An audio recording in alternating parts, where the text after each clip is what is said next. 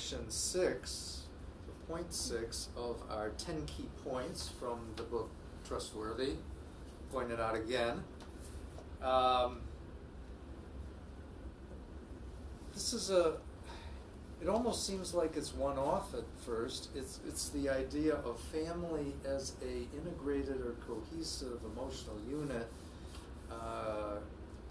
Hartley and Kathy discussed this on pages 29 through 30 of the book. But I want to bring you back there and see what's available for you.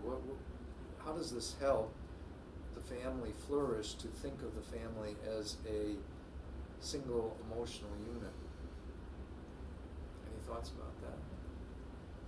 I think you need to think of the family as if you want the family to continue, and like I said, as all parties are speaking to each other in the end, you need to really treat it as a unit, be fairly uniform unless there's some reasons to make some changes, whether it be special needs or whether it be something that has to be set aside for, working with, tax issues and legal issues and things like that. But I think if the family is one unit, they tend to work together to achieve a common goal. So if you have the issue of, say, one of the parents has a dementia issue, something like that, getting all parties on board to make sure that, they're handling the needs of that elderly parent and trying to make life as good as it can get, realistically, to the end. Whether it be having home health care, whether it be is a nursing home scenario really the best option, or would that person be happier, living their final days in their home, feeling safe and secure, and trying to, like I said, do what's best for that elderly parent. But I think it also means at the time this stuff is happening, the family is emotional. Yes. And may or may not be rational as we would define that. So you have to be very sensitive to the fact that they're not necessarily going to react the way you expect them to react because of the emotionalism involved in the whole situation.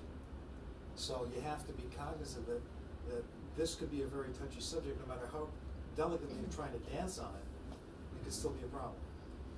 And the emotional balance in a family are unique to that particular family. So the system of the family operates based on how they're integrated emotionally. They've grown up together, they've had fights together, they've had joys and successes together, and all of those will come out in the conversation. And how each individual sees what's being conversed about in the conversation about the trust will impact how they feel about each other and how they see each other as a unit. So recognizing that instead of seeing each person as an individual automaton creates a whole different concept of a conversation. Is this what you were talking about before, Tom? I think was alignment. Yes. Is that part of the? Well, yes, I would say alignment is an appropriate word to use in the space of an emotional system, a family system. Because often family members don't necessarily agree. But if you can have people align with what is best for the whole family unit, then you'll have a successful result.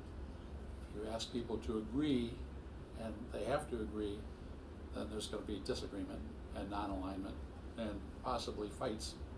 And I think that goes back to what we talked about before, though, is when you set the stage for what this thing is supposed to do, this trust or whatever is supposed to do, I think it's a lot easier if everybody knows who the different players in the play are, what we're trying to accomplish, what the goals were, and talk about it as a family. I mean, Yes. If we're going to create documents that last for generations, we need to have some constitution that's amendable, just like the U.S. Constitution is amendable, Yes. to meet change conditions that we can't anticipate.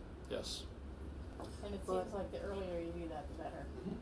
And all families need to be notified or let it be known, or at least bring it to the table before the next step is taken.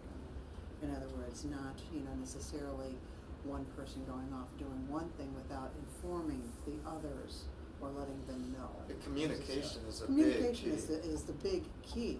Now, whether those documents may be good, bad, or otherwise, if there's not a communication, then you know, of all parties that are involved, to say, okay, let's agree to disagree or whatever, you know, but at least it's on the table. It's They where know. I really like the thinking circle for that, because it allows the family to express the disappointment or the upset, and then to calm down and to go around a few more times and actually start listening to each other. I mean, I find when we do that in the group, it's a really powerful tool, and I think we're still just on the tip of the iceberg with Mhm. it. So I think there's going to be more success stories out of using that as a communication and sharing tool to get through both the emotions all the emotions that layer through the communication.